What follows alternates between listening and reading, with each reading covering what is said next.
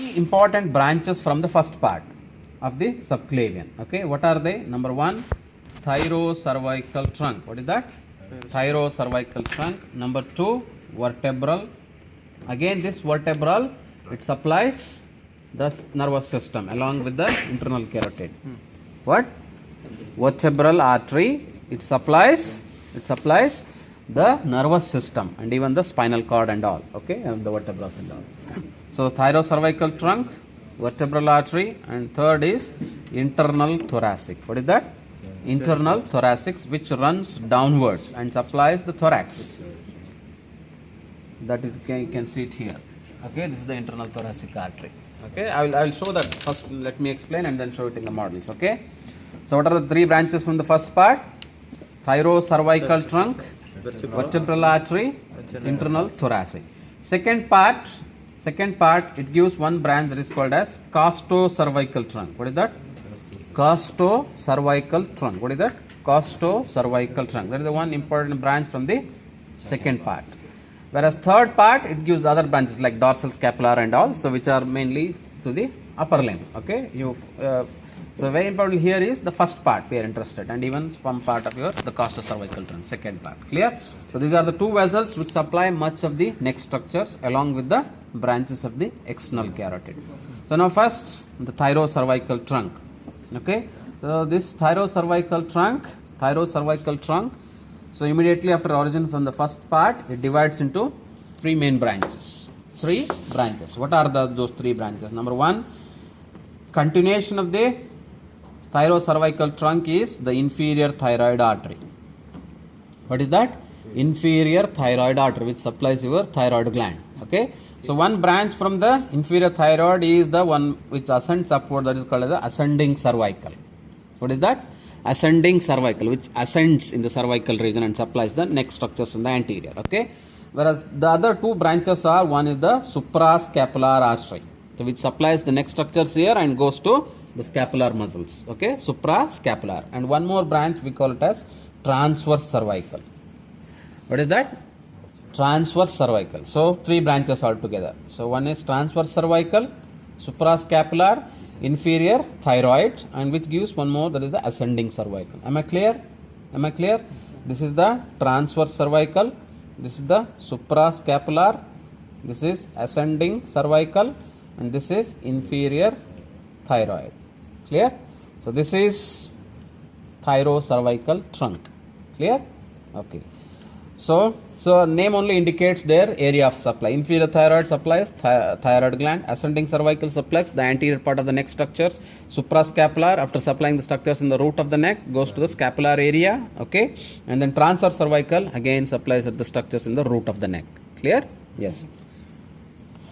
So now the vertebral artery, it's purely the structures which will supply the vertebral column along with the structures, the spinal cord. Okay, and even it supplies the suboccipital area. What is this area? The suboccipital area. Suboccipital area structures are supplied by branches from the vertebral artery. Whereas rest of it, so you can see the course of the vertebral artery here. So immediately after its origin, it enters through the foramen transversarium of the cervical vertebra, the C6. It enters the C6, that is your transversarium, foramen transversarium cervical vertebra, so runs upwards. Okay, and then arches around the posterior root of the atlas. Okay, and then enters the foramen magnum and enters the skull and supplies the brain. Clear? Okay, so here it even supplies the suboccipital structures. Okay, so these are the vertebral arteries. They may tie like this and ask you what is the tied artery or marked artery. It is vertebral artery. Okay, vertebral artery. What structure it supplies? It is a branch of. There may be different questions like that. Okay, yes. So now internal thoracic artery. So internal thoracic artery, so as the name only indicates, goes into the thorax. Okay, you can see it here. It runs in the anterior wall. This is the anterior wall of the thorax. Clear? So this is the internal thoracic artery. It is running downwards. Okay, so this is the internal thoracic artery. So this artery gives out branches. What branches? Gives out branches which are called as anterior intercostal arteries. What are they called as? Anterior intercostal arteries. This is intercostal space, rib cage. Okay, anterior intercostal arteries. Okay, up to we can say fifth intercostal space. And then this internal thoracic artery divides into two branches. Okay, one is called as superior epigastric, which goes to the anterior abdominal wall. Okay, superior epigastric. Okay, goes into the rectus sheath and all, abdomen, and it supplies the anterior abdominal wall. And the other I called as musculophrenic. What is this called as? Musculophrenic. So I said this internal thoracic artery gives off anterior intercostal arteries, making you can say 4 or 5 intercostal spaces, whereas rest 7 onwards up to 9, these anterior intercostal arteries are a branch from musculophrenic artery. So Clear? musculophrenic is the terminal branch. It's the terminal branch from the internal thoracic artery. So internal thoracic artery ends by dividing into superior epigastric and musculophrenic. So musculophrenic supplies rest of the intercostal spaces downwards. So I said anterior intercostal space, there are 11 intercostal spaces. Okay, up to 5 or 6 it is by branches from the internal thoracic, whereas next 7th, 8th, 9th like that, they are by musculophrenic artery. Okay, it even supplies the diaphragm also. That's why it's the name musculophrenic. Phrenic and diaphragm. Clear? So this is the story about internal thoracic artery. Yeah, yeah, few branches from it also will supply the pericardium. Okay. So and even from this artery, the anterior branches even supplies the breast area also. The breast area. Okay, the breast is also supplied by branches from this. Clear? So that is about the thyrocervical trunk, the vertebral artery, and then the internal thoracic artery. Then the branches from first part of the subclavian. First part of the subclavian.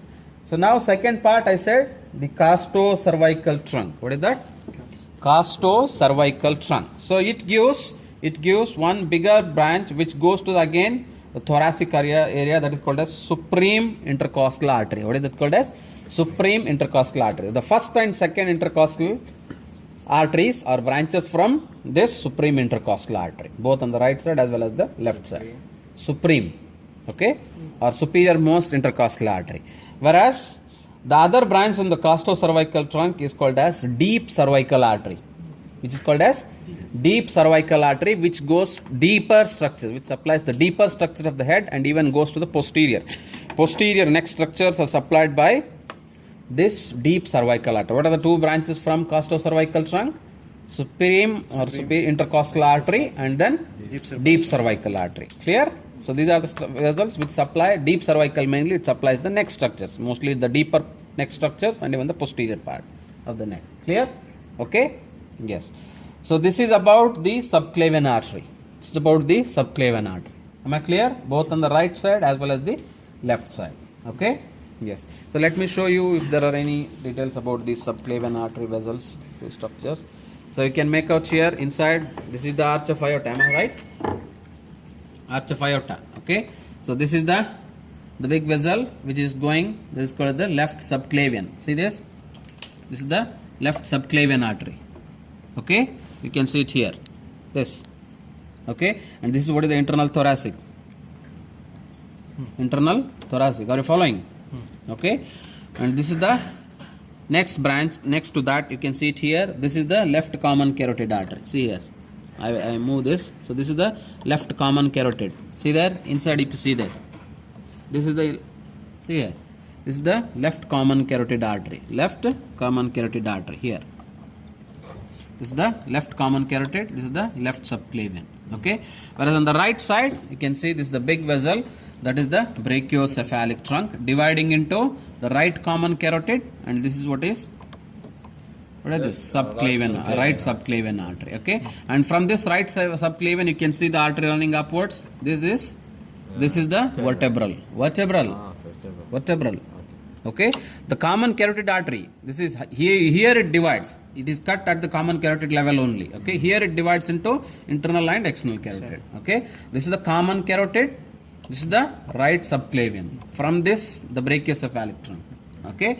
So you can see the first branch, only one is here. So you can say this as the cut part of your thyrocervical trunk. Thyrocervical trunk. This is what is the vertebral artery. Here. The cut one. Yeah, this is the cut. This is the vertebral and this is the thyrocervical trunk. Clear? And this is what is the scalenus anterior muscle. See this? Ah, this muscle. Yeah? This is cut, no? Yeah. This is the scalenus anterior muscle. It is running. This is up to this is the first part, and this is what is the second part, and this is the third part.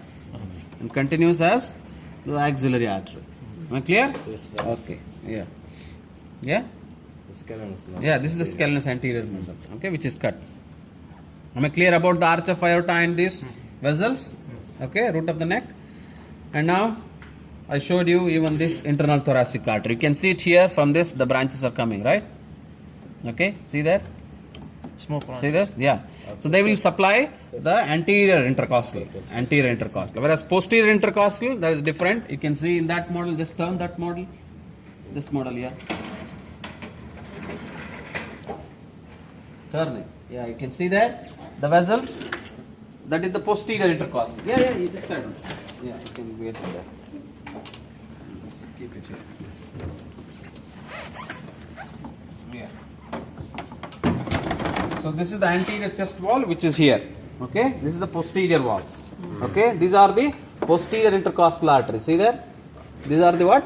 Posterior intercostal arteries branching from the aorta itself, the descending thoracic aorta itself. Okay, so they are running and supplying the posterior wall. Anterior wall, it is by the internal thoracic artery and musculophrenic artery branches. Clear? Because the anterior thoracic is big, Yeah, both on the right side as well as left side, because they are branches from subclavian. and all those branches are embedded. Yeah. So when I am talking about only in this side, this is the same on the other side also. Okay. So the first, fifth, costal cartilage. Yeah, first and second by supreme intercostal. Okay, and then that is on the posterior side. Anteriorly, the anterior intercostal arteries, first 5 by internal thoracic, later by musculophrenic. Musculophrenic, yeah. Okay, which is a branch from internal thoracic. Okay, yeah. So now about the neck area, I don't have that. So that is the external carotid artery. Subclavian, not many branches. Okay, you can see it here. Inferior thyroid artery is not shown. It's not actually much clear. You can see this subclavian, right? First part. This is what is the thyrocervical trunk dividing into the suprascapular and the transverse cervical. Okay, the inferior thyroid is not here. Clear. It's not much clear. This is the common carotid with the. This is common carotid. Uh-huh. Cerebrospinal. You forget this. You don't worry about this. Okay. So there are no proper models to show you. Yeah, that is external carotid. I will show it. Wait. There are no subclavian branches there. Okay. Yeah. Okay. So this is about the story about the subclavian artery. Am I clear? Yeah. Am I clear about this? So now we go to the external carotid artery. So external carotid and internal carotid are branches from the common carotid. Where it is branching? At the level of the thyroid. Upper border of the thyroid cartilage. Upper border of the thyroid cartilage. Okay, you can feel the strongest pulse in the body is of the carotid. Okay, you can feel it here on that is your anterior tubercle of the transverse process of the sixth cervical vertebra. That is called as carotid tubercle. Or you can say exactly between the upper border of the thyroid cartilage. You go a little down that midway of the thyroid cartilage. You press it. Here you can feel the pulsation of the carotid. You feel it in your own body, the carotid. Very strong pulsation. That is the pulsation of the common carotid artery. Common carotid artery. So at the site of division, it presents two bodies. You already know it: carotid body and carotid sinus, which are the receptors to maintain the blood pressure. One is chemoreceptor, one is baroreceptor. Okay, yeah. So now this external carotid, immediately after its origin, so till its termination. How it terminates? It terminates at here, this point. Okay, behind you can say the neck of the mandibular area. It divides into two branches. Okay, termination. One is the maxillary artery, and continuation upper side is the superficial temporal. Very good. Okay, that's how the external carotid artery terminates. So before it terminates, so including these two branches, you have totally 8 branches from the external carotid artery. So these are the 2 and rest are 6 down. Okay, the first branch is ascending pharyngeal. Okay, which runs upwards. The name only indicates their area of supply. Ascending pharyngeal. It supplies the pharynx area. Okay, the next branch is superior thyroid. What is that? Superior thyroid. Superior thyroid from external carotid. Inferior thyroid from The thyrocervical trunk. Thyrocervical trunk. Two arteries which supply the thyroid mainly. Superior thyroid and inferior thyroid. Okay. The superior thyroid directly from external carotid. Okay. So first is ascending pharyngeal, then is superior thyroid. Okay. And then you have the Facial. lingual, lingual. and then you have the facial. Okay. 4 over. And two posterior branches. One is posterior auricular and one more is occipital. Clear? So posterior auricular and occipital, they supply the posterior part of the neck and even run posterior auricular, especially run upwards and supply the scalp area.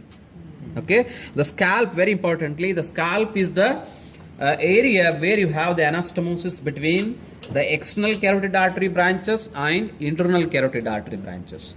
Internal carotid artery, after running into the skull, cranial cavity, it supplies the brain, and few branches they come out through the foramen like supratrochlear and supraorbital branches, and even they supply the scalp area.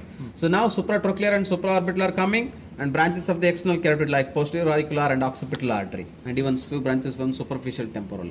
So they are all anastomos. So that's how there is anastomosis between external carotid artery and internal carotid artery. Clear? Yeah. Okay. So now what are the branches of the external carotid? Ascending pharyngeal, superior thyroid, okay, lingual, facial, posterior auricular, occipital, maxillary, superficial temporal. How many? Totally 8. Ascending pharyngeal supplies the pharynx area. Then superior thyroid supplies few part of the larynx also, okay, and even the thyroid gland, okay. And number 3, lingual supplies mainly the oral cavity area, including the tongue and all, okay. And then facial mainly supplies the face, okay. And then you have maxillary artery supplying the mandibular area, which is the main content of your infratemporal fossa. What is that fossa? Infratemporal fossa. You have to recollect the knowledge of your first year musculoskeletal system, okay. And there it gives many branches. I will come to that maxillary artery, which is the important artery here in the head area, okay. And then the posterior auricular, mainly the area is the scalp and all, okay, the posterior part of the skull and even the scalp. Occipital, which supplies the posterior part of the neck and even the scalp. Clear? So superficial temporal, here again it supplies the temple area. Clear? So now in this, the very important artery which we are interested here is the maxillary artery, because it supplies many of the air sinuses, the roof of the oral cavity, the pterygoid fossa, everything, okay. And even it supplies the teeth and all, okay. So let me try to show you some of the branches here. This is the common carotid artery, agree? Okay. So dividing, you can see this is the thyroid cartilage. At this border, it is dividing into, this is the external carotid and this is the internal carotid.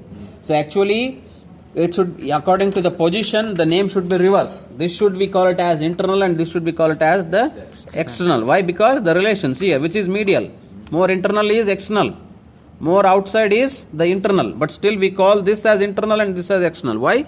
Because it supplies mainly the internal structures in the cranial cavity. That's why we call it as internal carotid. Yeah, but position, if you look at that, position more external is internal carotid, but still we call it as internal carotid. Why? Because it supplies the brain, internal structure. That's why we call it as internal carotid. And this is the external carotid. Okay. So you can see what branch is, this is the superior thyroid artery. See there? Coming to thyroid gland. Clear? Okay. And one branch from the superior thyroid supplying even the larynx area. Larynx. Okay. And next branch, you can see. So what is this? This is the lingual. What is this? Lingual artery. What is this? Very big. You can see it here, the facial artery, which is going to the face. Okay, winding around the lower border. Okay, the facial artery again here is important. So especially from anesthetic point of view. So the anesthetists, how do they maintain their pulse and all? Because anesthetists during this operation table, the patient is lying on the operation table, surgeon will be doing the surgery, and usually the anesthetist will be there on the head side of the patient, okay, monitoring the oxygen and all. So if you want to monitor the heart rate and all, usually you go for pulsation of the facial artery. Where you find the pulsation of the facial artery? You have to clench your teeth, the masseter vessel, okay, anterior inferior angle of the masseter. Here you can feel the pulsation of the facial artery. Just to clench your teeth, masseter, okay. So the anterior border of this masseter, you feel the pulsation of the facial artery. You have to feel those pulsations, okay. So that is the facial artery pulsation. So it winds round. It even supplies many structures in the neck area, the digastric triangle area, mainly the submandibular gland and all, okay. And then winds round the lower border of the mandible. It runs over the face, gives off many branches like superior label, inferior label, all those branches, nasal branches. They all supply the face. This is the facial artery. Clear? Yeah. Okay. The lingual artery, mainly it runs in the submandibular area, deep, okay, and then supplies all those tongue muscles and even the oral cavity and the tongue. Clear? Okay. And even the tonsils and all. So now, can you see this? It runs upwards again. See this? This is the posterior auricular. Only one is shown here, okay? Either you can consider it as the posterior auricular, okay? And this as the occipital. The occipital artery and the posterior auricular artery. Clear? Yeah. Okay. And here it is terminating by dividing into, see there, here where it is dividing, it is neck. At the level of the neck of the mandible, dividing into, this is what is the maxillary artery and this is the superficial temporal. Where is the maxillary? This.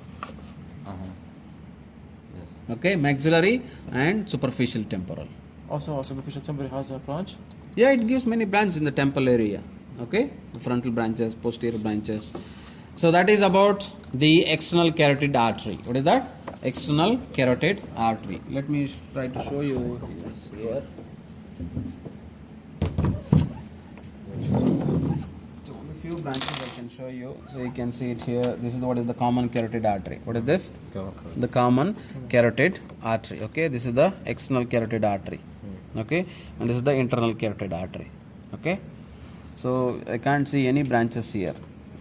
Okay, What is the internal? This one? yeah, what? The internal. This is the internal. This is going up. See here. Okay, so here it is two. I can pass here. See, this is the between. This is the external carotid, and this is the internal carotid. Okay, so you can see slight dilation. See this? Yeah. This is the carotid sinus. Okay, yes, common carotid, external carotid, and internal carotid. Okay, so no branches are seen here. Okay. No. Yeah.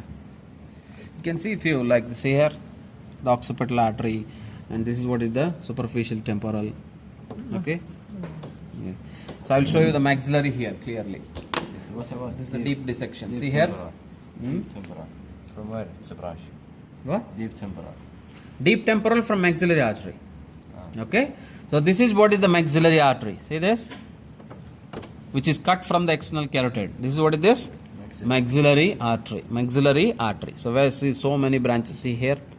They all will supply that area, deeper part of that is infratemporal area, okay, the roof of the nose, then palate, okay, and even you have the structures in the pterygopalatine fossa, this, what is that, the paranasal air sinuses, tonsils, they are all supplied by the buccal area, okay, they are all supplied by the maxillary artery, even the face also one artery comes out, the infraorbital, okay, so they all will supply the deepest structures in the head area. Okay, this is what is this? The maxillary artery, like this it is marked here. Okay, so what is this tide artery? It is maxillary artery. You can say it as. Okay.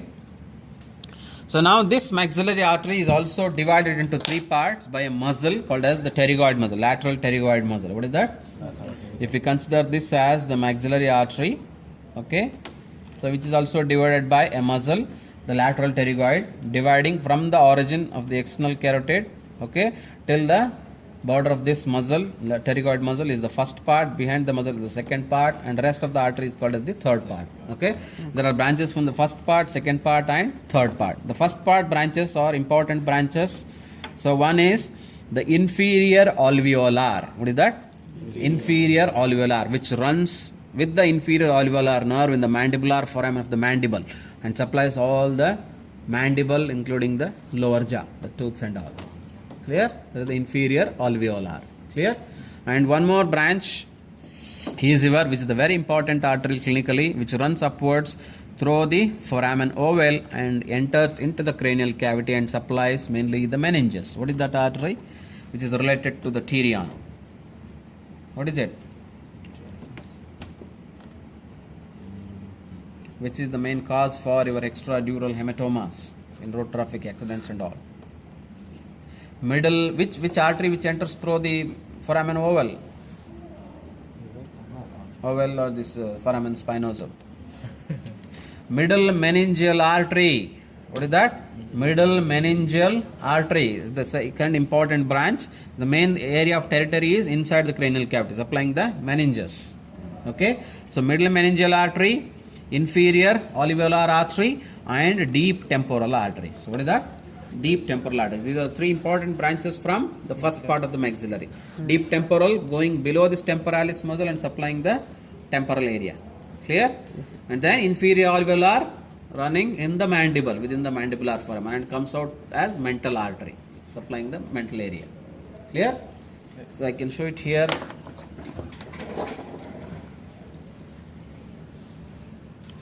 So this is the maxillary artery, as I told you.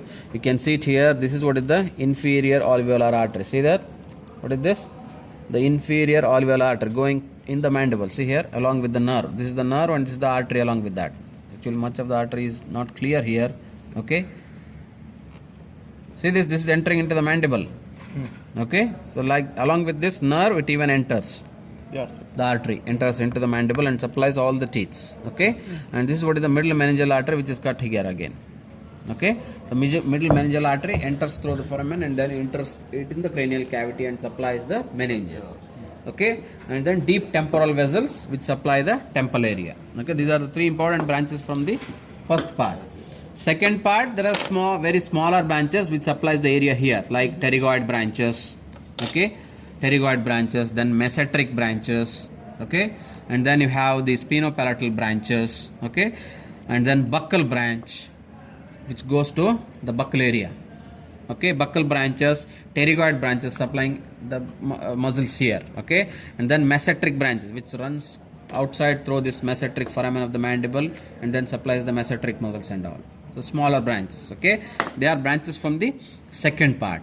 Whereas third part, again there are few important branches. That is, one is the inferior orbital artery, which runs through the pterygomaxillary fissure, goes deep and then comes out below the floor of the orbit in the face, inferior orbital artery. Okay, and one more branch, that is your posterior superior alveolar artery. What is that called as? Posterior superior alveolar artery. Like inferior alveolar, it is superior alveolar, mainly supplying the upper jaw. So these jaws, upper jaw and lower jaw, are supplied by the branches of the maxillary artery. So okay, the lower jaw by inferior alveolar from the first part, whereas superior alveolar from the third part of the maxillary artery. Clear?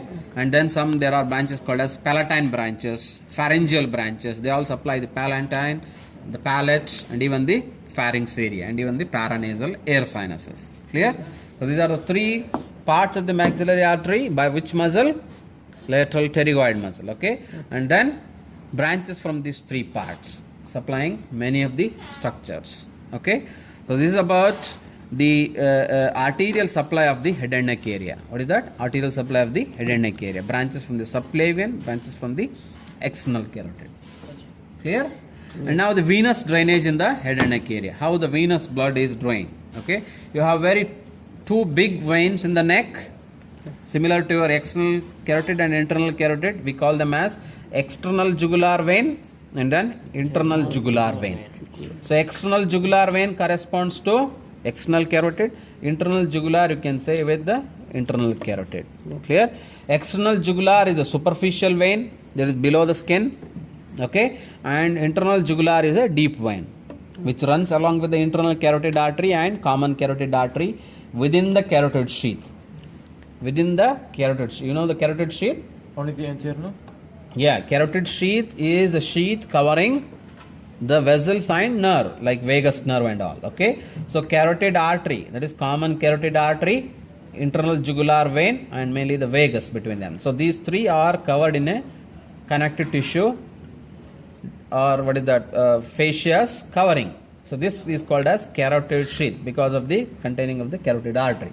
Okay, so after covering the carotid artery, as the carotid artery divides into internal and external, so internal carotid artery and internal jugular vein and vagus nerve, they run upwards within the same carotid sheath, whereas external carotid artery comes out of the carotid sheath. But it is with the Internal carotid artery, internal jugular vein is with the internal carotid artery. Okay, between them is the vagus nerve. Clear? So carotid sheath, what are the contents of the carotid sheath? Common carotid artery, internal jugular vein, vagus nerve in the lower part of the neck. After the division of the common carotid artery, it's only the internal carotid, internal jugular and vagus. Clear?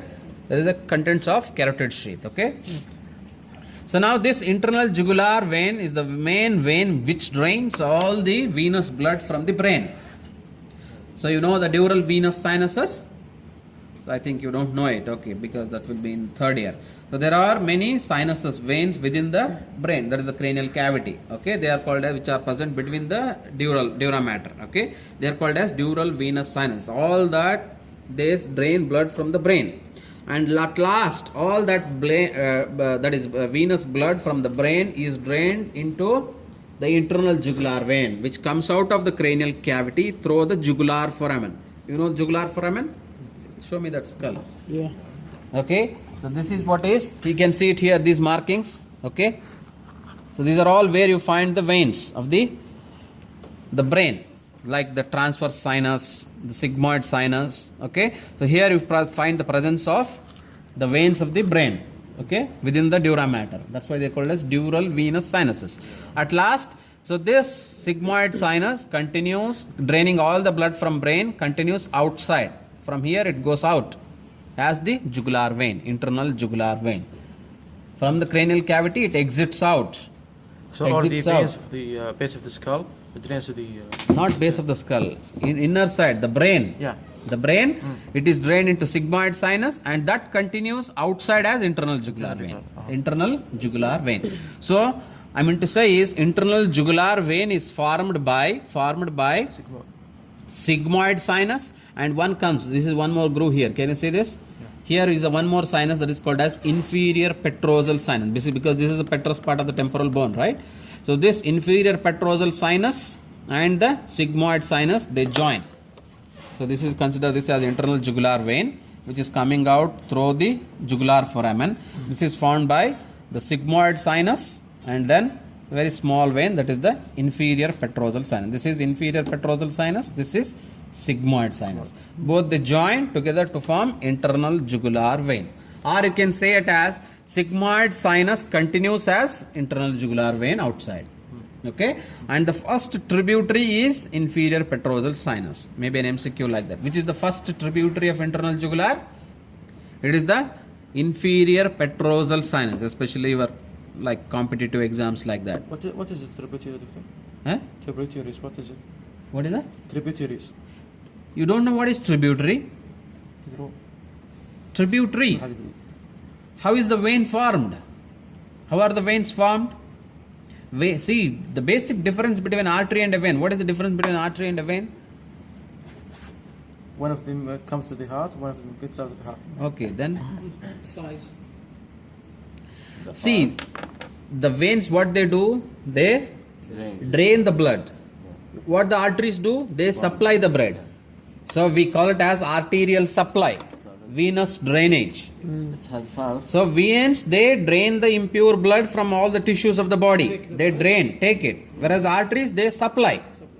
So that's why we call it, whenever we say it is blood supply, it means two. That is arterial supply, venous drainage. How the veins are formed? There are many small veins, okay, small veins. They go, this area drains this vein drains this area, this vein drains this area, this vein drains this area, okay. And later they, as they go upwards, all they join, then form the big vein. That's why. So veins are formed. Veins are formed. It is made by the many smaller veins. Smaller veins, they join, then form bigger veins. Okay, so these smaller veins which are joining to form the bigger vein, we call this as tributaries. Tributaries join to form vein. Whereas what we say in arterial supply, the artery, big artery comes, okay, and then it divides into two smaller arteries, which in turn divides into smaller branches, like the branching of a tree. That's why we call it as artery branches. Vein formed by what?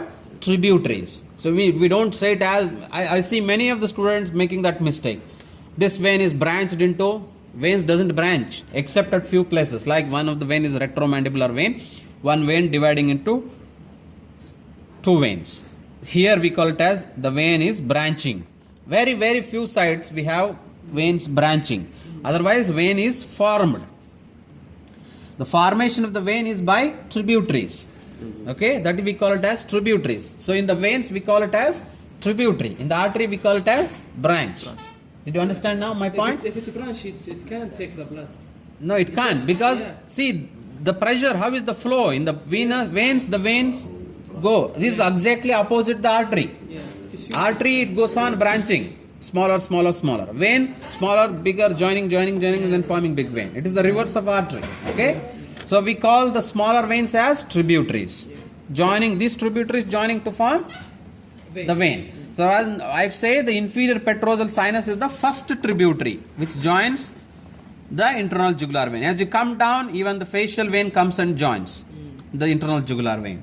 Clear? Yeah. So later, as you go down, some veins again they join this vein. So that's why facial vein we call it as a tributary of the internal jugular vein. So as it is the second, first is the inferior petrosal sinus. Am I clear? Yes. Okay. So the first tributary of the internal jugular vein is inferior petrosal sinus. So sigmoid sinus continues down as the internal jugular vein. It runs down the neck along with the internal carotid artery. In that model, show that turn in this model. You can see it here. So this is what is the big vein. What is this called? The internal jugular vein. What is this? Internal jugular vein. It is deep to muscles. Is it clear? It is deep to muscles. Whereas here you can see the external jugular. See, this is the external jugular. It is superficial. Okay. Whereas internal jugular is deep behind this sternocleidomastoid muscle along with the carotid artery. Here the sternocleidomastoid is taken out. Okay. So here showing only the deeper structures. So this is what is the internal carotid artery. So it is the vagus nerve. Okay. So vagus nerve, internal carotid artery, internal jugular vein. So here in this it is marked. Okay. So like what is the marked X marked structure? It is internal jugular vein. How is it formed? What is its first tributary? Where does it end? So it runs downwards. Okay, runs downwards up to here. Division is internal carotid artery, and then it runs along with the common carotid artery and drains into, or you can say joins with the subclavian vein, and then forms the, what is that? Brachiocephalic vein. What is that? Brachiocephalic vein. So right brachiocephalic vein, left brachiocephalic vein. Both they join to form superior vena cava. Am I clear? So subclavian vein, internal jugular vein. Okay, that is internal jugular vein, then subclavian vein. Clear? So then it is formed as the brachiocephalic. This is the brachiocephalic. Okay, this is the left brachiocephalic, and this is the right brachiocephalic. Clear? Joined to form superior vena cava. Clear? Okay, this is the internal jugular, and this is the subclavian. Okay, and even external jugular also comes and joins here, the subclavian vein.